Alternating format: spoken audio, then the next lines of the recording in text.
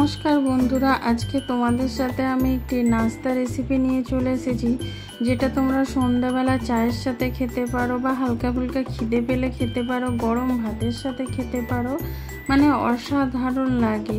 আমরা নানা রকম এই সবজিটা দিয়ে তরকারি বানিয়ে খেয়ে থাকি, কিন্তু একবার এই রকমভাবে পকোড়া বানিয়ে খেয়ে দেখো কেমন লাগলো, তারপরে আমাকে কমেন্ট করে জানাবে। ভিডিওটা প্রথম থেকে লাস্ট পর্যন্ত দেখার অনুরোধ রইল।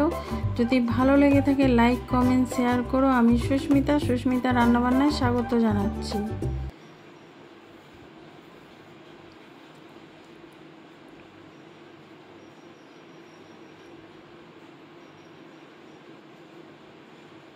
এখানে আমি কিছু পটল নিয়েছি, দেখতেই পাচ্ছ।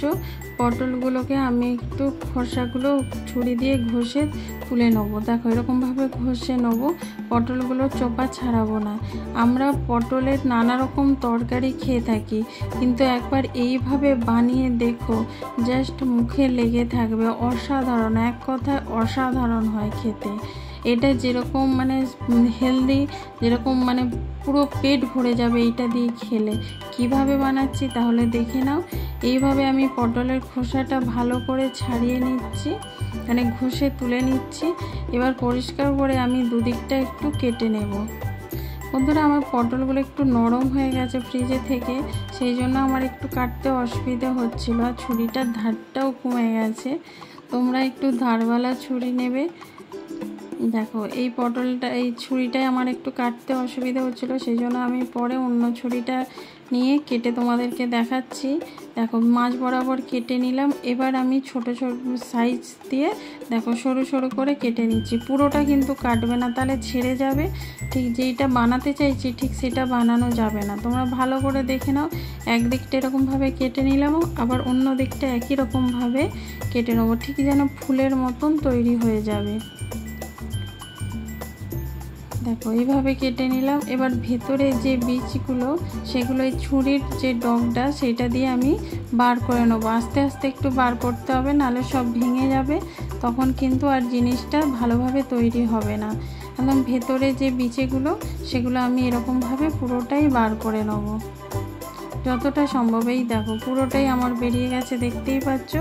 এরকম ফুলের মতন একটা তোমাদের বানিয়ে নিতে হবে। এই রকমভাবে সব পটলগুলো আমি কেটে নেব। এখানে পটলগুলো সব কেটে পরিষ্কার করে ধুয়ে নিয়েছি। এবার আমি কিছুটা পরিমাণ নুন দিয়ে এটা ভালো করে মাখিয়ে রাখবো। একটু পরিমাণে নুনটা বেশি থাকবে, কারণ এটা মাখিয়ে রেখে দেওয়ার পরে নুন মানে পটল থেকে জল ছাড়বে, সেই জন্য একটু নুনের পরিমাণটা বেশি দিতে হবে, তবেই কিন্তু ভেতর পর্যন্ত নুনটাও যাবে। দেখো এইভাবে আলতো হাতে একটু মাখিয়ে নিতে হবে। মাখিয়ে তারপরে রেখে দেবো আমি কিছুক্ষণ, যাতে নুন থেকে মানে পটলটা থেকে জল ছেড়ে দেয়। এবার এখানে একটা বাটি নিয়েছি, এর মধ্যে দিয়ে দেবো আমি 3 চামচ বেসন। 3 চামচ বেসন দিয়ে দিচ্ছি।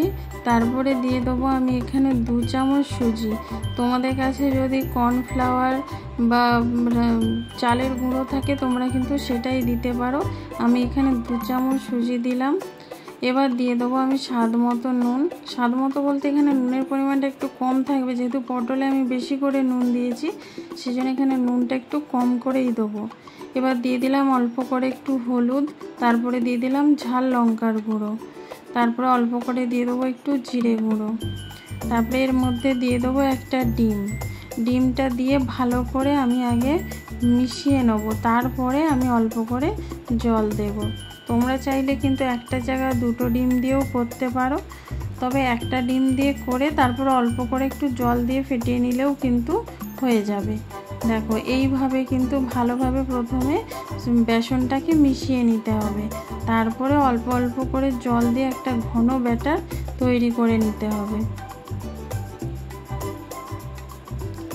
দেখো এখানে ডিমটা দিয়ে আমি মিশিয়ে নিয়েছি। এবার অল্প অল্প করে জল দিয়ে একটা ঘন ব্যাটার তৈরি করে নেব। আর এই সুজিটা দিয়েছি, সুজিটা দেওয়ার কারণে পেটটাও ভরা থাকবে, আর হচ্ছে সুজিটা অনেকটা হেলদি, আর সুজির কারণে এই পকোড়াটা খেতে মুচমুচে হবে। তোমরা চাইলে এখানে কর্নফ্লাওয়ার আর বা চালের গুঁড়োও দিতে পারো, তাতেও কিন্তু মুচমুচে ভাব আসবে। দেখো এইভাবে আমি ভালোভাবে ফেটিয়ে নিচ্ছি, দেখতেই পাচ্ছ। অল্প অল্প করে জল দিয়ে আমি এখানে আরও একটু জল দেব, এতটা ঘন রাখবো না, আর একটু জল দিয়ে পাতলা করে নেব। যেরকম আমরা চপ বানাই যে বেসন পাতলা হয়, সেরকম কিন্তু পাতলা করা যাবে না, এটা একটু মোটাই থাকবে।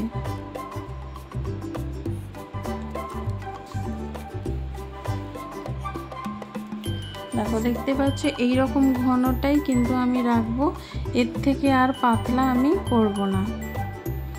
এরকম ভাবে মিশিয়ে আমি রেখে দেবো। বন্ধুরা, তোমাদেরকে আজকে আমি একটা কথা জিজ্ঞেস করছি। আমি ফেস দেখিয়ে ভিডিও করি না, তোমরা কে কে আমার ফেস দেখে মানে ভিডিও দেখতে চাও ফেস দেখিয়ে, প্লিজ কমেন্ট করে জানিও, তাহলে আমি সেটাই চেষ্টা করব করার। এবার আমি যেই নুন দিয়ে মাখিয়ে রেখেছিলাম সেইটা দেখো, নুনগুলো আমি ঝেড়ে নিচ্ছি আর হাতে করে জলটা চিপে ফেলে দিচ্ছি। দেখতেই পাচ্ছ জলটাই যে বেরোচ্ছে, এরকম চিপে চিপে আমি সবগুলোই নিয়ে নেব এই বেসনের মধ্যে। তোমরা যদি কমেন্ট করে জানাও যে হ্যাঁ ফেস দেখিয়ে ভিডিও করব, তাহলে আমি অবশ্যই চেষ্টা করব তোমার ফেস দেখিয়ে ভিডিও করার। এবার বেসনের মধ্যে ভালোভাবে এই যে ডুবিয়ে দিচ্ছি, আর এই ভেতরের মধ্যে পুরো ঢুকে যাবে, এটা পুরো পুরের মতন হয়ে যাবে। দেখো আমি আগে থেকে কড়াতে তেল গরম করতে বসিয়ে দিয়েছিলাম, তেলটা গরম হয়ে গেলে একটা একটা পটলের পকোড়া নিয়ে দেখো এখানে ছেড়ে দিচ্ছি।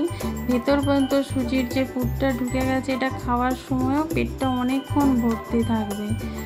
দেখো এইভাবে একটা একটা করে আমি দিয়ে দেবো, আর ডিম দেওয়ার কারণে এই পটলের পকোড়াগুলো না পরে অনেকটা ফুলে যাবে, আর খেতে এত সুন্দর লাগবে আর এত স্বাদ।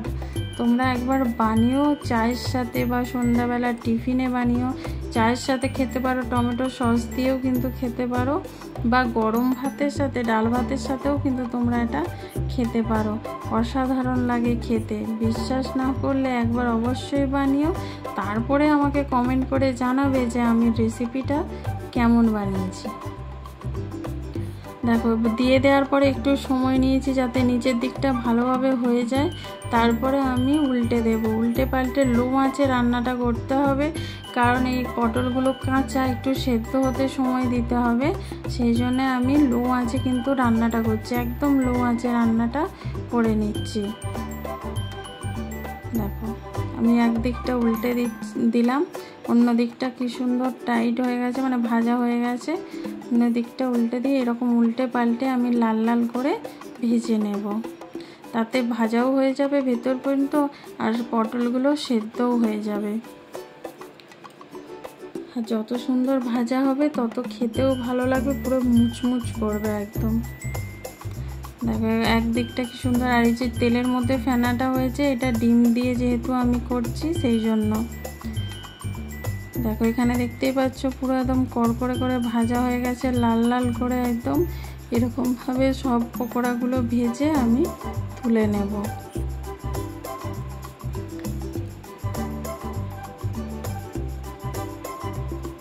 তাহলে বন্ধুরা, এই ভিডিওটা যদি ভালো লেগে থাকে লাইক কমেন্ট শেয়ার করো। নতুন বন্ধু যারা দেখছো তারা চ্যানেলটা সাবস্ক্রাইব করে বেল আইকনটা ক্লিক করে দিও। যদি ফেসবুক থেকে দেখো তাহলে পেজটা ফলো করে দিও। তোমরা কীরকম ভিডিও দেখতে চাও প্লিজ কমেন্ট করে অবশ্যই জানিও।